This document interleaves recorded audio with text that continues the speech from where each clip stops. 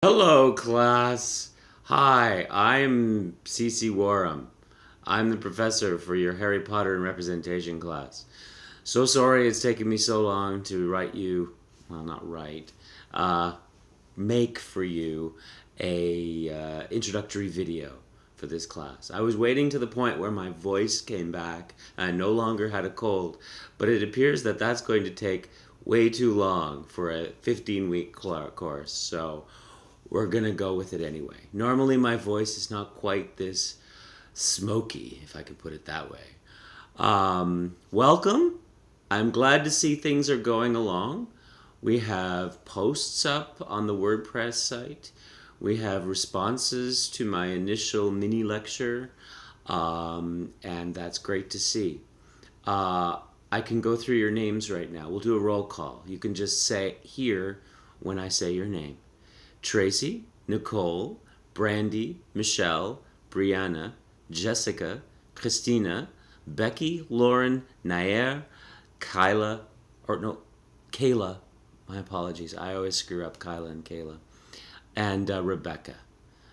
Thank you all for joining us. Did you all say here when I said your name? I'll never know. You look like a great group, except for the 5 of you, which I have no photos. I'm actually looking at the photo class list on a separate computer over here. So for the 6 of you whom I can see, and the 6 of you I can't see, so we're 12. That's supposed to be the perfect number for a seminar class. I don't know if that works the same way online as it does in person, but we'll find out. This might be the perfect class. I was going to give you a little bit about me. My name is Wharram. I come originally from. My English is tortured at the moment. It's probably the cold. Originally, I come from Canada. I did my PhD. I did my undergraduate in Montreal and my PhD in Minnesota. I came here about 12 years ago with my partner, wife, who is also in the English department, Dr. Susie Parks. Some of you apparently may know her. I thank you very much for your self-introductions. They were interesting and gave me a good sense of everyone, and everyone completed that task. I appreciate that. I have one child. I have a picture around here somewhere. Oh, look, there it is. I have a child, Kyujin. This is him when he was but a 2-year-old. He is now 8. But it's a great picture. It's a picture of him, I'm bringing up really close. Isn't he cute? In the fields of Yorkshire, not far from the city of York, in northern England, near the deserted medieval village of Wharram, Parsi, which is probably why I brought that picture along. We went to see when my mum came to visit when we were teaching in England one summer.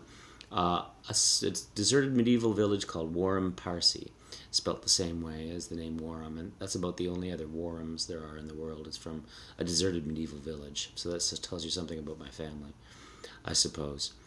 What else can I tell you? I generally teach things such as 18th century and romantic literature, European, British, and some American as well. I'm interested in translation. I'm currently translating a novel by Johann Wolfgang von Goethe called The Sorrows or the Sufferings or the Passion of Young Werther, which is quite a well-known 18th century novel for Broadview Press. I'm translating that and creating a scholarly edition, so hope to finish that very soon. I might have something to say about Werther in the context of this course because there is a character who reminds me very much and I think is kind of somewhat based on Werther. J.K. Rowling probably had Werther in mind. She certainly had Goethe in mind at one point, but we'll get to that. I won't talk too much about the posts and comments that have been put up already, but I do want to note that I think it was Jessica, but I could be mistaken. It could be Christina, who mentioned something about getting an American point of view on the Which English thing. implying, I think, that I would have the American point of view. I don't actually have the American point of view. I was thinking about it as a Canadian, somewhere caught between the British and the American Englishes that predominate. Certainly in Canada, we use a lot of similar vocabulary to Americans. Sometimes we have other things that we say for. Sometimes they diverge. Spelling tends to be much closer to British than American English. So I'm always looking at these kind of things, sort of annoyed when I get something that's completely translated into American. In fact, it was one of my pet peeves that as a graduate student in Minnesota, I had professors correcting my spelling because I would spell labor with a U. And I felt like, is it really impossible to understand what I'm saying? Do you really not know that labor can be spelled with a U? I've actually trained myself, much against my inner being, to stop writing words with Canadian spelling. But I wasn't giving you a particularly American point of view on that. I think I was giving you a rather Canadian one. I can understand some of the, well, I think I'll comment on it, but I think I very much like your posts that have come about it as it is. One last thing I'll say about the posts. I also, sorry, just one more thing about Which English. I also lived in Europe for quite a while. I lived in Germany for quite a while, and the Czech Republic and Austria. And most of the time I either was teaching classes or tutoring English along with like taking courses and teaching over there. And I generally taught in British English because that's more standard in Europe. So I also kind of became more Britanized or UKized or something from that as well.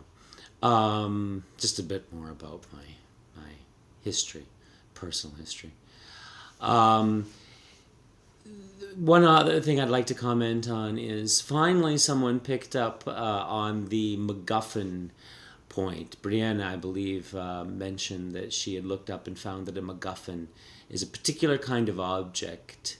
The word comes to be used for an object or a person or something that sort of drives the plot, something that drives people's desires in some ways.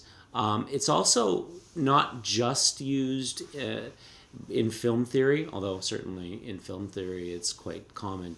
It's generally sort of revolves around Alfred Hitchcock's ideas of how what generates narrative in a film.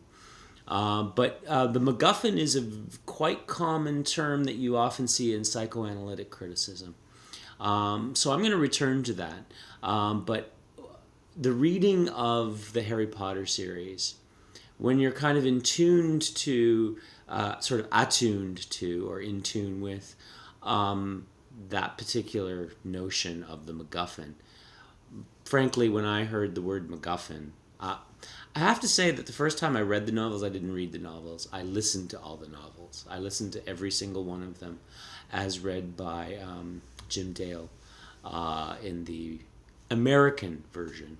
I have since heard also Stephen Fry read them, who's also very good, but I totally recommend either experience of reading them. I listened to them as I was running. But the first time I ran across MacGuffin, it changed completely the way I probably heard the entire series. So I probably have a very theoretical, psychoanalytic version of Harry Potter because of MacGuffin. It completely had me looking for something other than probably what your typical reader might be. That's not to say better or in some way superior. I'm not saying that at all. I'm just saying that I had a rather unique experience of it. And in fact, I can kind of let you know that one thing, well, no, I'll save that for later in the semester. But thank you, Brianna, for picking up on the MacGuffin. I will certainly not, that won't be the last time you hear about MacGuffin. I'll give you more information about stuff coming from folks like Jacques Lacan and Slavoj Žižek as the weeks progress. Just a couple of logistical things for the class. Don't forget that when you submit your word, name, or critical summary, word, name, essay, or critical summary, to put one on the WordPress post and to submit one on Dropbox so that I can give it a grade and look at it and give you back comments individually to each of you when you submit those. And I've noticed that some of the ones that are already up have a slight change between the one that comes to me and the one that's on the WordPress site, which is great. I think that makes a lot of sense. One is a more formal assignment, and one is less formal, more chatty, inviting of commentary and stuff. So I'm glad to see that you're working that through already. So don't forget to do that. I would also like you to, for your name and word posts, name and word essays, and for your critical summaries, to note on the Google Doc which word or name or critical summary you're doing. Some of you have already done that. I would like all of you to do that when you know.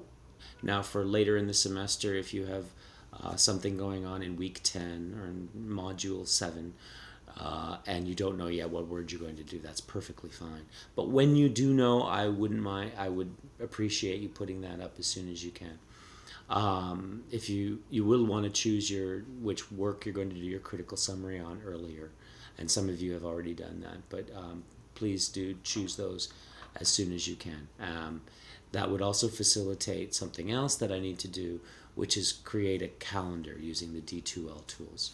I'd like to have a calendar for all of you so you can see when everything is due and all that kind of stuff. And I'm waiting for the completion of that Google Doc to do that. Which reminds me as well that there's a couple of you that have not yet signed up for times on the Google Doc. So if you wouldn't mind doing that. There aren't many times left. I think someone has signed up for 2 and not 3.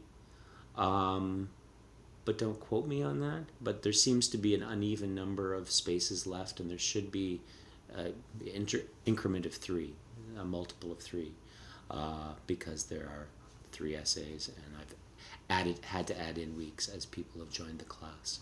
So there should be equal number of slots to the number of people who are in the class, or that is to say, a multiple of 3 thereof. Let's see, anything else logistical? I think that's all. I just wanted to mention that some of you may wonder why we're using WordPress and D2L. The D2L it serves the purpose very well for things like assessment and for posting essays, content, syllabus, and all that kind of stuff. For creating a class, a place for our dialogue and discussion, I think what you could do is just look at D2L and look at WordPress, and that's kind of your answer. I mean, the WordPress site is a lot more attractive. It's a lot more inviting place. It's like choosing between a beautiful classroom with wood fixtures and comfortable desks as opposed to someplace that's like a McDonald's seating space that you're supposed to just want to leave as fast as possible. So that's basically the reason. D2L's the blog function on D2L is absolutely unusable. That's not a thing. The discussion where we did our introductions is not that bad, but it doesn't have nearly as attractive an interface, I don't think. So that's the reason. And as far as ease of use is concerned, WordPress really trumps D2L. And, if we have little problems along the way, that's not going to harm anybody. Okay, that's probably enough for today. I don't think there's anything else I should be letting you know. As far as my responses getting back to you, I know that I need to approve some of your comments sometimes. I'll do that as soon as I can. If you make a comment in the evening, it might not come about till the next morning that I'm able to post that and respond to things. But I usually try to respond to emails as fast as I can within the day for sure. Unless something comes in between, like horrible colds. But in the evenings, I do need to get this kid to sleep. Even though he's 8 now, he still has trouble getting to sleep all the time. And that's enough for today. All right, you'll hear from me again soon, in one way or another. I will send out an email shortly asking you to respond to that email. You don't have to respond to everybody, just to me. But if you'd please respond to that email, because I need to know that I'm getting my messages through to you as quickly as possible. Don't be afraid to give me the email that you use on a regular basis to include in our listserv. If you don't use your EIU email, some of you have already given me emails that you use from other school or from Gmail or AOL or something like that. Whatever the case may be, send me a different email address, and I can include it on our list so I can be sure you're getting emails as soon as possible. I'm running out of voice, so it's time to say goodbye. Goodbye, class. See you next time.